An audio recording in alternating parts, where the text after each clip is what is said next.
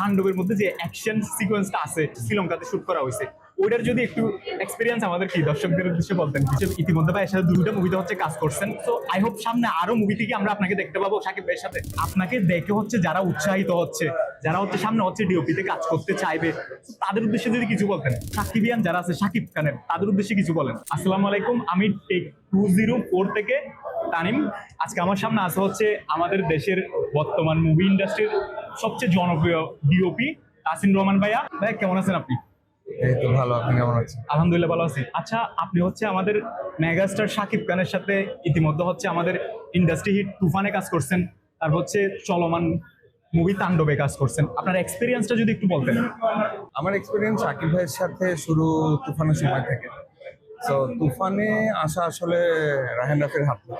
আমি বিজ্ঞাপন জগতে কাজ করি, তো বিজ্ঞাপন জগতে অনেকদিন ধরে রাহেন রাফি বলছিল যে সিনেমাতে কাজ করা উচিত, আপনারা আমার কাজের আগেও দেখছে। তো ওই সময় থেকে আসা। তা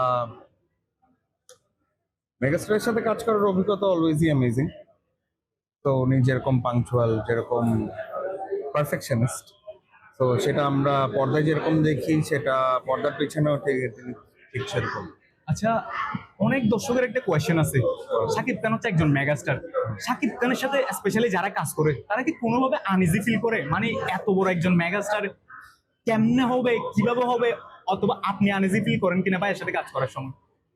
না, একদমই না, কারণ উনি খুবই ডাউন টু আর্থ মানুষ, ওনার কথা খুব কম বলেন, বাট উনি সেটে আসলে ক্রুদেরকে খুবই আপন করে নেন। তো ক্রুদের ওরকম কোনো প্রেশার কখনোই থাকে না। মানে উনি, মানে এক কথায় হচ্ছে উনি কাজে আপনাদের হেল্প করে, কাজে কাজে সবসময় হেল্প করে। আচ্ছা, তো যখনই জি। কোনো অ্যাডভার্স সিচুয়েশন থাকে, যে অসম্ভব গরম থাকে অথবা ফাইট সিনগুলোতে যখন অসম্ভব কষ্ট হয় তার, তো তখনও তিনি একদমই একদম হেল্পফুল থাকে, হ্যাঁ। যতটুকু সম্ভব ততটুকু helpful। আচ্ছা, আপনি তাণ্ডবে কাজ করছেন, তারপর তুফানে করছেন। আমরা তাণ্ডবের একটু যদি এক্সপিরিয়েন্স আপনার থেকে যদি জানতে চাই। তাণ্ডব তো ইতিমধ্যে হলে চলতেছে, প্রচুর রেসপন্স দর্শকের। তাণ্ডবের মধ্যে যে অ্যাকশন সিকোয়েন্সটা আছে, একদম হচ্ছে আপনার যে ফাইটের দৃশ্যটা আছে, যেটা হচ্ছে শ্রীলঙ্কাতে শুট করা হয়েছে, ওইটার যদি একটু এক্সপিরিয়েন্স আমাদের কি দর্শকদের উদ্দেশ্যে বলতেন কিছু। আচ্ছা, ওইটার এক্সপিরিয়েন্স একটু ডিফারেন্ট, কারণ যেহেতু একটা ভিন্ন দেশে শুট করা।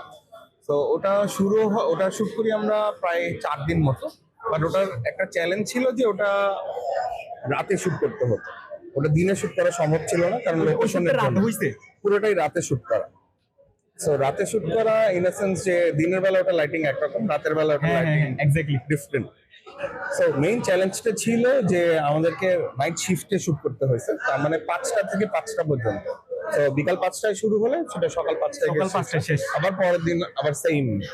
তো এটা সাকিব ভাইয়ের জন্য এবং ফুল ক্রুর জন্য খুবই কষ্টদায়ক ব্যাপার ছিল।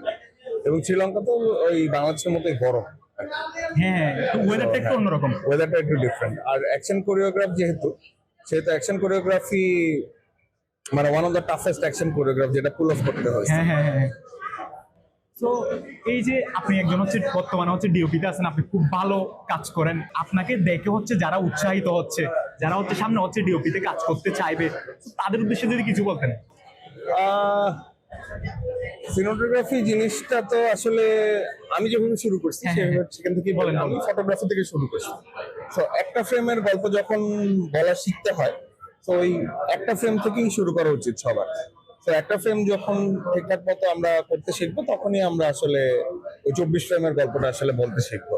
তা আমি মনে করি যে স্টিল ফটোগ্রাফি দিয়ে যদি কেউ শুরু করে, তাহলে আস্তে আস্তে এই সামনে এগিয়ে যাবে, সিনেমাটোগ্রাফির দিকে এগিয়ে যাবে।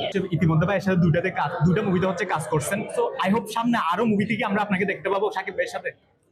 এটা সময় বলে দেবে, এটা তো প্রডিউসারদের উপর ডিপেন্ড করে, দেখা যাক। তো একদম শেষে যদি আপনি সাকিবিয়ান যারা আছে সাকিব খানের, তাদের উদ্দেশ্যে কিছু বলেন। সাকিবের উদ্দেশ্যে যেটা বলতে চাই যে এরকম হার্ডকোর ফ্যান বেস খুব বেশি দেখা যায় না, এবং এটা আমাদের ইন্ডাস্ট্রির জন্য অনেক বড় একটা ব্লেসিং। আই হোপ যে এই সাপোর্টটা আরো অনেক বছর কন্টিনিউ হবে। তো ধন্যবাদ এতক্ষণ আমাদের সাথে থাকার জন্য। একদম শেষে একটা কাজ করতে হবে, সেটা হচ্ছে আমাদের টেক 20 দর্শকদের উদ্দেশ্যে কিছু বলেন। আর দর্শকদের উদ্দেশ্যে যেটা বলতে চাই যে বাংলা সিনেমাকে সাপোর্ট করবেন, আর বাংলা সিনেমা যতদিন আপনারা সাপোর্ট করবেন ততদিনই বাংলা সিনেমা এগিয়ে যেতে পারবে।